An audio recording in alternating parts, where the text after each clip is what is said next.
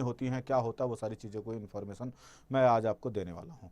देखिए दोस्तों, अगर हम वर्णमाला की बात करते हैं तो वर्ण शब्द समझना सबसे बहुत ज़रूरी है। वर्णमाला का मतलब होता है क्या है दोस्तों, जैसे माला का मतलब क्या होता है, गले में पहनने वाली माला। और माला क्या होता है दोस्तों, कई सारी, चाहे मोतियों की अगर हम यहाँ पर बात करते हैं, इस तरह से मोतियों की एक माला बनी होती जो हम गले में पहनते हैं। माला क्या है, बहुत सारी मोतियों का समूह होता है दोस्तों, जो आपस में गुथी रहती हैं। वैसे ही क्या होगा, वर्णमाला क्या होगा दोस्तों, वर्णों का गुथा हुआ समूह होगा, वर्णों का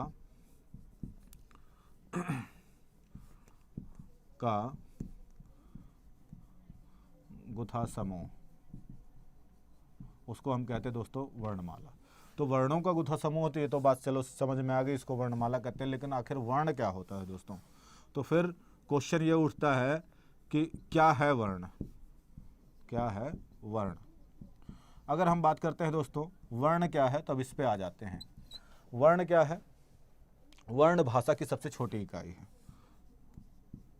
वर्ण भाषा की सबसे छोटी इकाई है। अब कैसे कह सकते हैं भाषा की सबसे छोटी इकाई है दोस्तों, इस प्रकार से हम कह सकते हैं भाषा की सबसे छोटी इकाई है, बिकॉज कि हमें यह पता होना चाहिए कि हिंदी भाषा में जो ध्वनि है, ध्वनि जो है हमारी सबसे छोटी इकाई होती है। और ध्वनि के लिखित स्वरूप को दोस्तों हम वर्ण कहते हैं। ध्वनियों के लिखित स्वरूप को, ध्वनि के लिखित स्वरूप को वर्ण कहते हैं।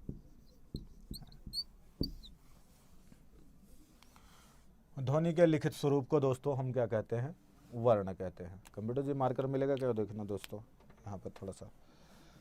हाँ, ध्वनि के लिखित स्वरूप को दोस्तों वर्ण कहते हैं। अब बात यह है कि ध्वनि जो हम बोलते हैं वो स्वतंत्र रूप से होती है, बहुत छोटी होती है, उसके टुकड़े नहीं किए जा सकते। वर्ण को हम अक्षर भी कहते हैं। क्या कहते हैं, अक्षर कहते हैं दोस्तों। क्षर का मतलब होता है क्षरण होना, आ मतलब जिसका नहीं हो सकता, अर्थात नेगेटिविटी के अर्थ में आता है। तो अक्षर उसके लिए प्रयोग किया जाता है जिसका हम क्षरण नहीं कर सकते। तो क्षरण नहीं कर सकते अक्षर कहा जाता है। और अब वर्णों को अक्षर कहते हैं, तो वर्ण जो है सबसे छोटी इकाई हुई और अक्षर उसी का नाम है। अब देखिए जैसे दोस्तों हम यहाँ पर दिखाते हैं क्या है, अगर सामने आप देखें यहाँ पर, अगर हम का लिखते हैं दोस्तों, तो हमें पता है इस तरह का अगर का लिखा है तो का प्लस आ मिल करके ये का बना है, ये का आधा है। ये है वो हमारा दोस्तों वर्ण ये है वर्ण और ये है हमारा व्यंजन। ठीक है, तो हम व्यंजन की बात नहीं कर रहे हैं, हम यहाँ पर बात कर रहे हैं किसकी बात कर रहे हैं, हम यहाँ पर इसकी वर्ण की बात कर रहे हैं, जो छोटी है इसकी बात कर रहे हैं, क की। यह है हमारा वर्ण। ठीक है, सिंपल सी बात है, इसमें कोई दिक्कत तो नहीं है। ध्वनि के लिखित स्वरूप को हम वर्ण कहते हैं, ये होगी सिंपल सी बात हमारी। अब हम यहाँ पर इससे आगे की बात करेंगे थोड़ा सा। चलिए, यहाँ तक नहीं समझ में आया है तो बिल्कुल आप हमसे पूछ सकते हैं, कमेंट कर सकते हैं, जान सकते हैं क्या हुआ कैसे हुआ, इसके बारे में ज़रूर हम बताएंगे। ठीक है,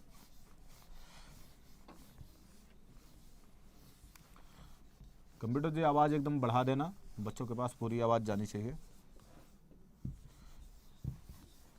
चलिए और भी आगे देखते हैं दोस्तों।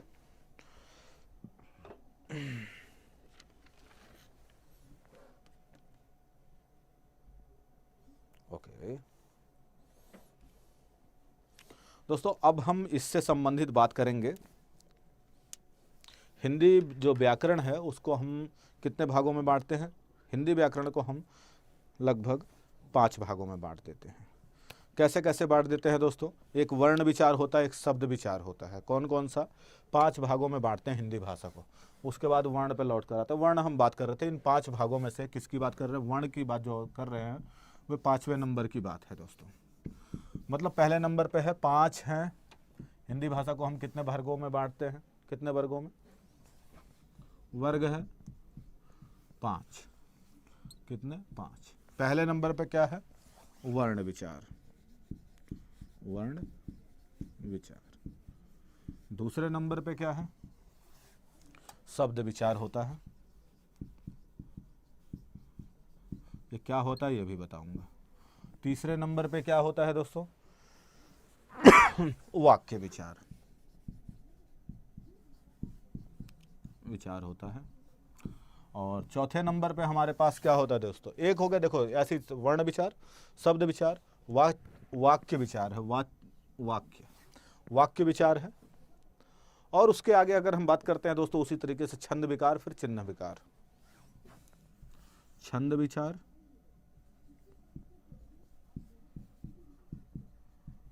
और फिर यहां पर हो जाएगा चिन्ह विचार।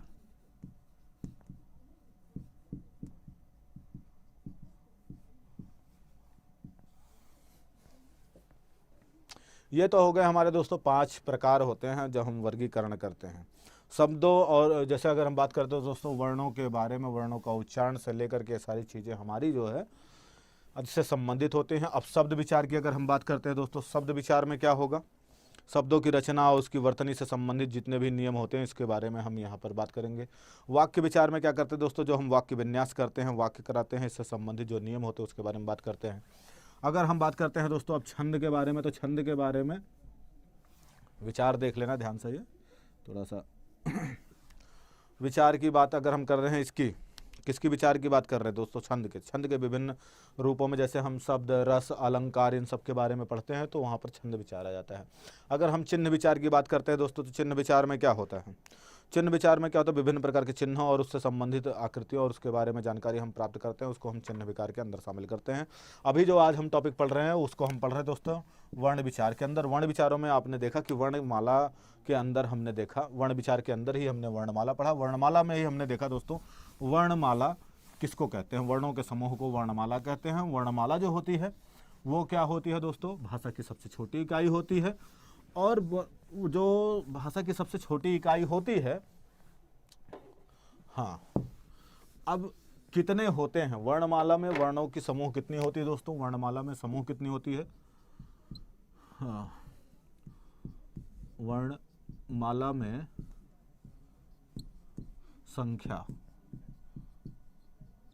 संख्या कितनी होती है दोस्तों, संख्या होती है टोटल 52। अब देखिए दोस्तों ये 52 होती है संख्या, वर्णमाला में संख्या कितनी होती है, 52 होती है। हम अगर उच्चारण के आधार पर वर्णमाला की बात करते हैं, उच्चारण के आधार पर, उच्चारण के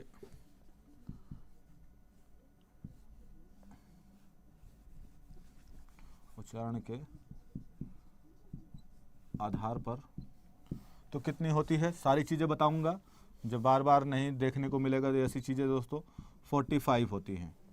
कितनी होती हैं उच्चारण के आधार पर देखा जाए दोस्तों तो कितनी होती हैं, 45।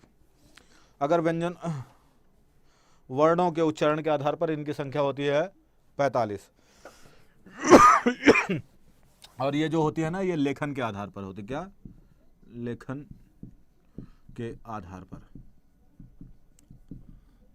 ध्यान देना कंफ्यूजन नहीं है, लेखन के आधार पर, उच्चारण के आधार पर। कुछ लोग आपको 42 भी बताएंगे तो मैं यहाँ पे 45 बताऊँ, कैसे क्या होता है दोस्तों यहाँ पर भी समझ लीजिए।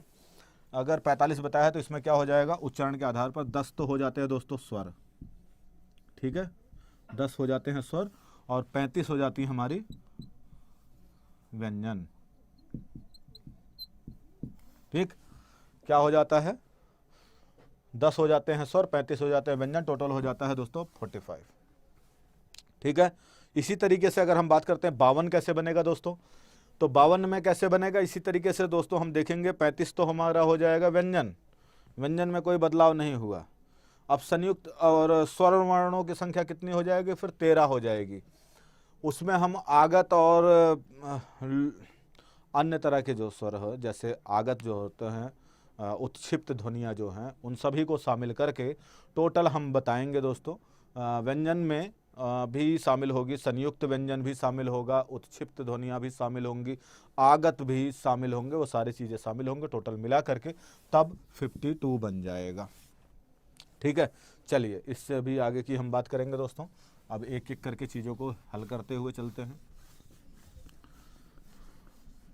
अब जब मैंने जो चीज़ें बोल दी हैं उसके बारे में भी हम आगे पढ़ ही लेते हैं। अब स्वर किसको कहते हैं भाई? स्वर और व्यंजन दो चीजें निकल कर आई सामने, तो स्वर या व्यंजन किसको कहते हैं? एक तरफ हमने लिखा स्वर और एक तरफ लिखा हमने व्यंजन।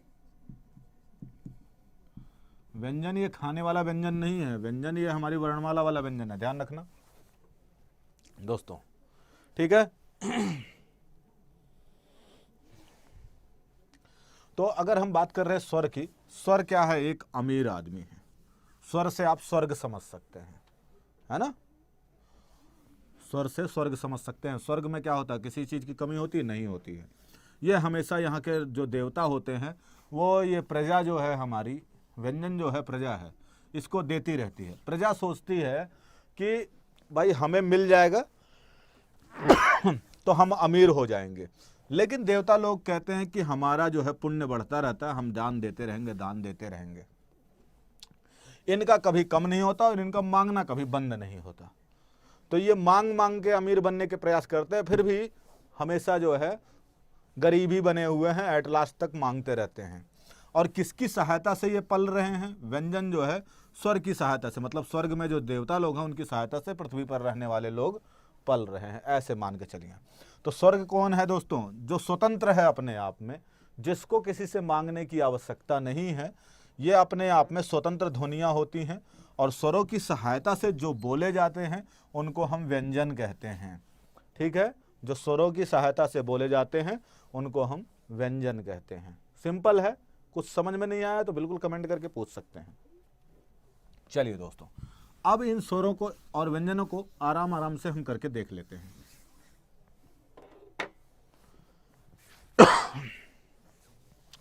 अब हम बात करेंगे दोस्तों स्वर। स्वर कितने प्रकार के होते हैं? स्वरों को दोस्तों अलग अलग विद्वानों के हिसाब से अलग अलग तरीके से हम 3 भाग में, 4 भाग में, 3 भाग में बांटते हैं। मैंने क्यों बोला 4 3 4? देखिए दोस्तों, 3 भाग में अभी बताता हूँ जैसे, और 4 भाग इसलिए बोला उसको भी बता दूंगा। तो मुख्यतः हम लिख देते हैं दोस्तों, स्वर के 3 भेद हैं। अब एक है दोस्तों ह्रस्व स्वर, दूसरा है दीर्घ स्वर, और तीसरा है संयुक्त स्वर, संयुक्त दीर्घ स्वर, ठीक। अब ह्रस्व स्वर में दोस्तों कौन सा आता है?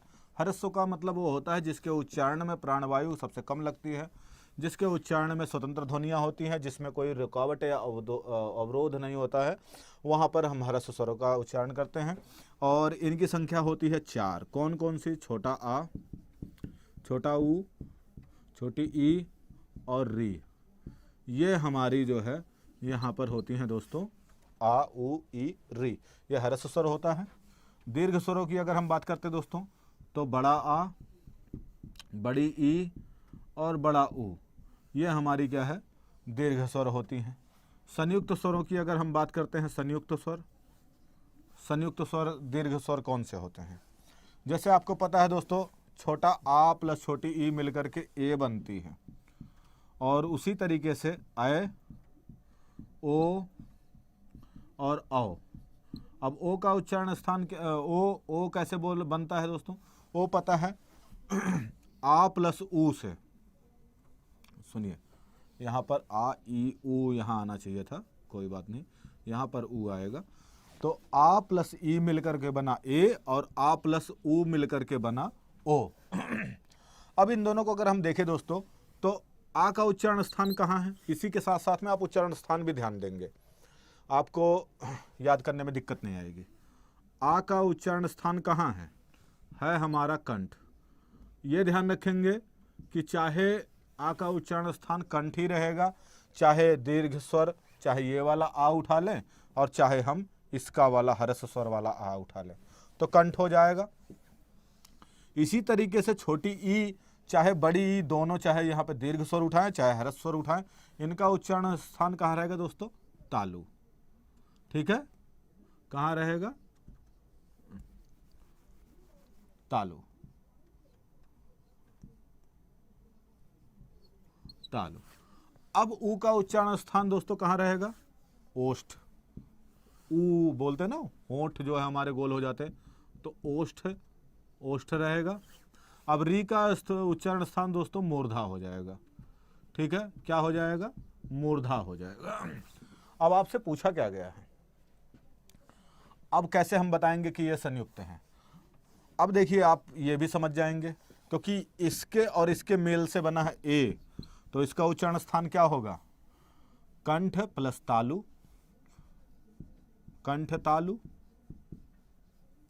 तो ये भी आपको पता चल गया, ए का और ए का उच्चारण कंठ तालु।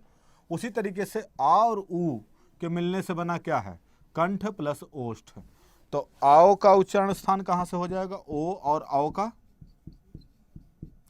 ओ और औ का उच्चारण स्थान कहां हो जाएगा? ये देखो, का कंठ और ओ का ओष्ठ, तो कंठ ओष्ठ हो जाएगा, कंठ ओष्ठ। तो आपको उच्चारण स्थान भी पता चल गया, आपको यह भी पता चल गया इसको ह्रस्व स्वर, इसको दीर्घ स्वर, इसको संयुक्त दीर्घ स्वर कहते हैं। टोटल इसकी संख्या है दोस्तों 4, इसकी संख्या है 3। जब आपसे कभी पूछा जाए प्रश्न कि भाई दीर्घ स्वरों की संख्या कितनी है, तो दीर्घ स्वरों की संख्या है 7 और ह्रस्व स्वर की संख्या कितनी है? 4। तो 4 + 7 = 7 × 4 = 11। तो स्वरों की संख्या कितनी हो गई? स्वर = बराबर कितने हो गए? 11। ठीक है, स्वरों की संख्या कितनी हो गई दोस्तों? 11 हो गई। कुछ अगर समझ में नहीं आ रहा है तो बिल्कुल पूछ सकते हैं, चाहे तो स्क्रीनशॉट ले सकते हैं अगर कुछ समझ में नहीं आ रहा। चलिए इससे आगे की हम बात करते हैं दोस्तों।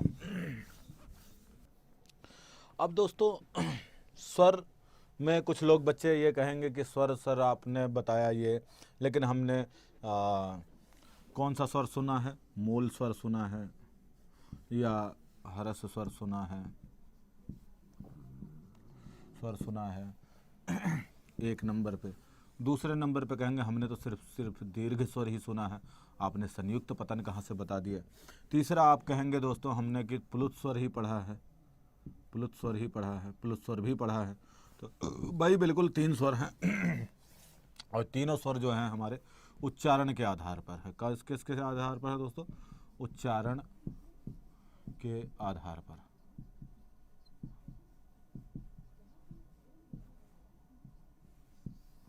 उच्चारण के आधार पर है दोस्तों। ठीक है, किसके आधार पर है? उच्चारण के आधार पर। अब उच्चारण के आधार पर दोस्तों जिनके जो स्वतंत्र रूप से हमारे मुख द्वार से निकलती हैं, स्वरतंत्रिकाओं से निकलती हैं, उनकी संख्या दोस्तों है 4। वो है ह्रस्व स्वर या इन्हीं को मूल स्वर कहा जाता है, जो हमने भी थोड़ी देर पहले देखा था। अगर हम बात करते हैं दोस्तों दीर्घ की, तो दीर्घ की संख्या है 7, जो कि संयुक्त और दीर्घ दोनों को मिला करके बनता है। प्लुत स्वरों की संख्या 3 या 4 बताई जाती है दोस्तों। अब इनका 3 इसलिए बता रहा हूँ, ये याद करने में भी आसानी होगी। 3 इस तरह का 3 का निशान बनता है। मतलब ये कहा जाता है कि जितना समय किसी वर्ण के उच्चारण में मूल स्वर में लगता है या ह्रस्व स्वर में लगता है, उसका दुगुना समय लगता है कहाँ पर? दीर्घ स्वर में। और दीर्घ का तिगुना समय लगता है दोस्तों किसमें? प्लुत स्वर में। जैसे किसी को रेकार के बुलाना है कि राम, इस तरह के शब्दों का हम प्रयोग करते हैं, तो जैसे राम, तो ये दोस्तों अगर हम देखें यहाँ पर तो हमारा किस में चला जाएगा? प्लुत स्वर में। इसी तरीके से आप देखते होंगे ओम, ओम शब्द लिखा होता है तो ओम बिल्कुल ये देख रहे हैं 3 मात्रा, मतलब तिगुना समय का प्रयोग किया जा रहा है। दीर्घ में भी आपको देख लिया, दीर्घ में कौन कौन सा आता है, तो प्लुत आपको बताना था। देखिए उच्चारण की दृष्टि से देखा जाए तो ये 3 प्रकार आते हैं। अब कुछ बच्चे कहेंगे कि सर आपने तो बता दिया हमें जो है वर्णमाला में 11 वर्ण होते हैं, लेकिन हमने 13 पढ़ा है, तो दोस्तों उसका भी निदान कर ही देते हैं। बचपन से कुछ बच्चे 13 ही पढ़ते आ रहे हैं। देखिए दोस्तों, अब बच्चे नहीं रह गए और क्वेश्चन थोड़ा सा घुमा फिरा के बोलता है। बचपन में तो सब बता दिया जाता है। 11 वर्ण है दोस्तों, प्लस 2 और हैं, तो टोटल कितने हो जाते हैं? 13। इन 2 में कौन है दोस्तों? एक है अंग और दूसरा है अह। ये अंग और अह दोस्तों अयोग्य वाह की श्रेणी में रखा जाता है। क्या रखा जाता है? अयोग्य वाह की श्रेणी में रखा जाता है। अयोग्य वाह, वाह मतलब वहन करना, जो इसको कोई नहीं ले जाना चाहता। कौन किसको नहीं ले जाना चाह रहा? न अंग को न अह को। कौन नहीं ले जाना चाहता? न स्वर ले जाना चाहता है और ना ही व्यंजन ले जाना चाहता है। मतलब अपने साथ ना व्यंजन रखना चाहता है ना स्वर रखना चाहता है। तो दोस्तों जिसको नहीं ले जा सकते उसको अयोग्य वाह की श्रेणी में रख दिया गया। कभी कभी क्या होता, अयोग्य वाह में पूछ करके अंग और अह ना दे करके आपसे क्या कह देगा? आपसे नुस्वार और विसर्ग दे देगा। तो दोनों ही भाई, इसका देखो, इसका कोई इम्पैक्ट नहीं पड़ता इन दोनों पर। अंग का आ हटा देने पर भी इसका ध्वनि, ये जो नाद है अंग का ही रहेगा, और इसको आ हटा देने पर भी विसर्ग जो लगेगा ह का उच्चारण ही करेगा। इसलिए इसके अस्तित्व पर कोई प्रभाव नहीं पड़ता है यहाँ पर। तो हम समझ सकते दोस्तों, अंग और अह जो अयोग्य वाह की श्रेणी में शामिल होते हैं, इसलिए इनको हम स्वरों में शामिल नहीं करते हैं। चलिए, आपने स्वर का उच्चारण स्थान देख लिया। स्वर कहाँ हैं, कहाँ कितने प्रयोग किए जाते हैं, कितने बोले जाते हैं और कितनी संख्या है, कहाँ इनका उच्चारण स्थान है, इनकी संख्या कितनी है। दीर्घ, प्लुत और मतलब उच्चारण की दृष्टि से देख लिया, लिखने की दृष्टि से देख लिया। अब दोस्तों जीभ, होष्ठ और मुख के आधार पर इनका उच्चारण स्थान भी होता है। तो इनको तीन भागों में बांटते हैं, अग्र स्वर, पश्च स्वर और मध्य स्वर। किस भाग में बांटते हैं दोस्तों? इनको भी फिर हम तीन भागों में बांट देते हैं। इन्हीं स्वरों को तीन भागों में बांट देते हैं दोस्तों। ठीक है, कौन कौन से तीन भाग हैं? नंबर 1 पे आता है दोस्तों हमारा अग्र स्वर, अग्र स्वर। नंबर 2 पे कौन सा आता है हमारा? मध्य स्वर, मध्य स्वर। और नंबर 3 पे आता है हमारा पश्च स्वर, पश्च स्वर, पश्च स्वर। मध्य स्वर, अग्र स्वर और पश्च स्वर। बिल्कुल, यहां पर अगर हम बात करते हैं अग्र स्वर कौन सा होगा? अग्र स्वर की बात करते हैं दोस्तों, जो जीभ के अगली भाग पर बोले जाते हैं, मतलब जीभ के आधार पर ही होते हैं दोस्तों। तो अग्र स्वर में क्या आ जाता है हमारे पास? आ तो नहीं रहेगा, यहां पर आ जाएगा ए, अ, ठीक है, और ई, औ। मतलब चार है, छोटी ई, बड़ी ई, ए और अ। ये चार जो है क्या कहलाते हैं दोस्तों? अग्र स्वर। मध्य स्वर किसको कहते हैं? मध्य स्वर दोस्तों अगर हम बात करते हैं, मध्य स्वर किसकी है? मध्य स्वर में एक ही स्वर शामिल होता है, बहुत सारे नहीं है, इसमें है सिर्फ आ। ये सभी के मध्य शामिल रहता हमेशा, इसलिए हमें व्यंजन लिखते, कुछ भी लिखते, सबके साथ में शामिल रहता आ, इसलिए हम इसको मध्य स्वरों के अंदर शामिल करते हैं दोस्तों। एक ही है आ। अब पश्च स्वर में दोस्तों आपने देख ही लिया, जितना भी यहाँ से बचा है, छोटा आ के अलावा बड़ा आ, ऊ, बड़ा ऊ, ओ,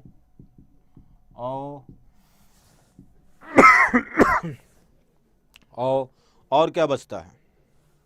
ये जितने भी हमारे आते हैं, ये सारे हमारे पश्च स्वर पे जब हम बोलते हैं तो यहाँ कंठ के पास से सारे शब्दों का निर्माण होता है, इन सब को हम वहाँ से बोलते हैं। तो इनके बोलने और उच्चारण करने के आधार पर इनको हम तीन भागों में बांटते हैं। इनकी संख्या 4, इनकी संख्या 1 और इसकी संख्या हो गई 5। ठीक है, तो ऐसे हम पढ़ सकते हैं, बीच वाला 1 हो गया, बाकी 5 5 10 हो गए। तो उच्चारण के आधार पर स्वरों की संख्या तो 10 हो गई दोस्तों। चलिए, अब इससे हम आगे की बात करेंगे। अब ये हो गया हमारा स्वर वाला पार्ट, यहाँ पर फिनिश हो गया। अब व्यंजन की बात कर लेते हैं दोस्तों, है ना।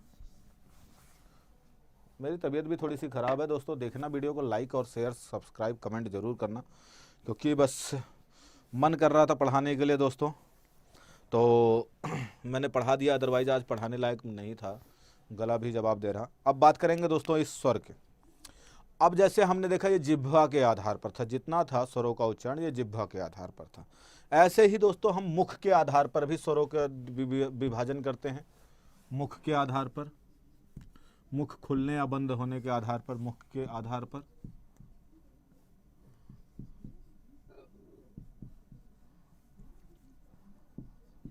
मुख के आधार पर दोस्तों कैसे होगा? जैसे मुख के आधार की अगर हम बात करते हैं तो इसको कुछ को विवृत्त स्वर, अर्धवृत्त स्वर, संवृत्त स्वर और अर्ध संवृत्त स्वरों के अंदर इसको बांट देते हैं, मतलब 4 भागों में इसको हम बांट देते हैं। कौन सा होता है दोस्तों? एक विवृत्त स्वर होता है, वृत्त लिख दिया मैंने, विवृत्त होता है,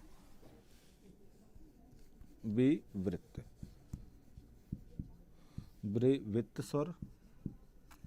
और अगला जो होगा हमारा विवृत्त ही सेम रहेगा, इसके पहले अर्ध लग जाएगा, अर्ध विवृत्त। अगर हम इसके बाद संवृत्त स्वर की बात करते हैं, ये हो गया हमारा विवृत्त स्वर, उसके बाद हो जाएगा हमारा अर्ध संवृत्त स्वर, अर्ध संवृत्त स्वर।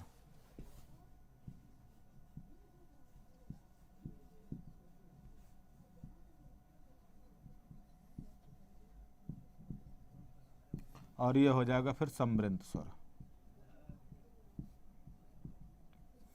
अब देखिए अर्धवृत्त स्वर है, संवृत्त स्वर है, संवृत्त स्वर है, अर्ध संवृत्त स्वर है, विवृत्त स्वर है।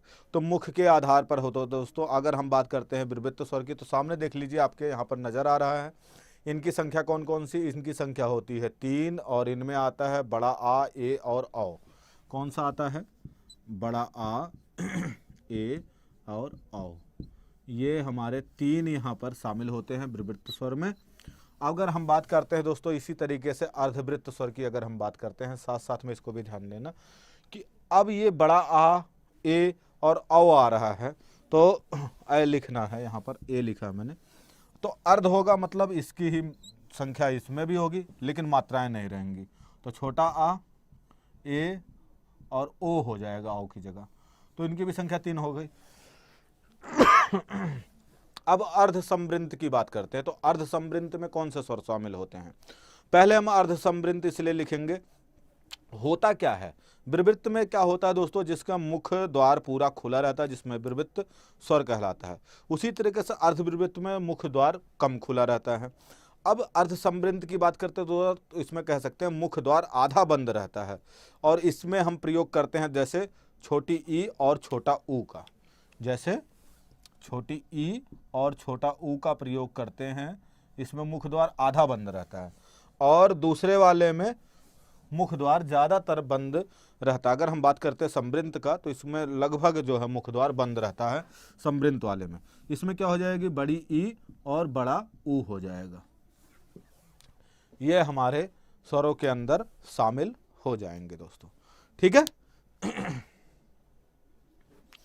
अब देखो दोस्तों, इसी में और भी आते हैं। अगर ये तो हो गया एक हमारा जिह्वा के आधार पर हो गया, दूसरा हमारा मुख के आधार पर हो गया। अब आगे अगर हम बात करते हैं अगला, तो वो किसके आधार पर है? नोट करते रहना आप लोग, कहीं कुछ नहीं आ रहा है, कुछ समझ में नहीं आ रहा, तो आप हमसे बिल्कुल पूछ सकते हैं कि क्या पूछना है, क्या जानना है, बिल्कुल हमसे पूछ सकते हैं कमेंट बॉक्स में। बस एक रिक्वेस्ट रहेगी, वीडियो को शेयर जरूर कर देना यार देखने के बाद, ठीक है। वीडियो को सभी लोग शेयर कर देना। अब हम स्वरों का एक और प्रकार देखेंगे दोस्तों, आवृत्तमुखी और विवृत्तमुखी। आवृत्तमुखी और विवृत्तमुखी, ये दो चीज़ें होती क्या है दोस्तों? आवृत्तमुखी और विवृत्तमुखी क्या होता है इसके बारे में समझ लेंगे। और क्योंकि होठों का आकार दोस्तों जिसमें जो है वृत्तमुखी वृत्ताकार ना हो, ठीक है, वो हो जाता है आवृत्तमुखी। मतलब जिसका उच्चारण करते समय किसी शब्द का उच्चारण कर रहे हैं और उसमें मुख जो बन रहा है, हमारा होस्ट जो बन रहे हैं, वो क्या हो रहा है दोस्तों? ओठ जो है वो गोलाकार में वृत्त की तरह नहीं बन रहा है, तो वो हो जाएगा हमारा आवृत्त। और विवृत्त में क्या हो जाएगा? जो वृत्तमुखी जिसको उच्चारण करने में होठ हमारा जो है वृत्तानुसार बन रहा है, उसको हम वृत्तमुखी कहते हैं। तो छोटा आ, बड़ा आ, छोटी ई, बड़ी ई, ठीक है, ए और ऐ, इन देख लीजिए कौन कौन सा है। छोटा आ, बड़ा आ, छोटी ई, बड़ी ई, उसके साथ में ए और ऐ, ये टोटल 6 जो हैं इनको हम आवृत्तमुखी कहते हैं। इसके अलावा अब जो भी स्वर हमारे पास बचते हैं उनको हम विवृत्तमुखी कहते हैं। जैसे छोटा ऊ, बड़ा ऊ, ओ और औ, आप इसका उच्चारण करेंगे तो मुख का मतलब होठों का आधार देखेंगे बोलने का, तो बिल्कुल आपको निकल जाएगा दोस्तों, पता चल जाएगा, ठीक है। चलिए दोस्तों, यहाँ पर हम इसलिए नहीं बढ़ा रहे थे, इसको पढ़ा रहे थे क्योंकि आज की क्लास में हमें बस इतना ही देखना है, और इससे ज़्यादा कोई भी चीज़ और वीडियो अगर आपको अच्छा लगता है, आप लोग कहेंगे तो ये वीडियो भी हम पूरी लेकर आएंगे दोस्तों अगली क्लास में, और इससे बेटर चीज़ें लेकर आएंगे जो कि हिंदी में आपके 1 में मार्क्स किसी भी एग्जाम में कटने नहीं देगा। बेसिक ग्रामर से लेकर के आपको स्टैंडर्ड ग्रामर तक हम आपको पढ़ाएंगे दोस्तों। साथ में अगर आप कहेंगे लिटरेचर, तो लिटरेचर का भी पार्ट कवर करेंगे। बस मेरा छोटा सा काम करना होगा, सभी दोस्तों को वीडियो को करना होगा शेयर, चैनल को करना होगा सब्सक्राइब और लाइक करना होगा। चलिए दोस्तों, यहीं पर हम लेंगे आपसे विदा, मिलेंगे नेक्स्ट क्लास में। तब तक के लिए thank you so much, take care, bye bye.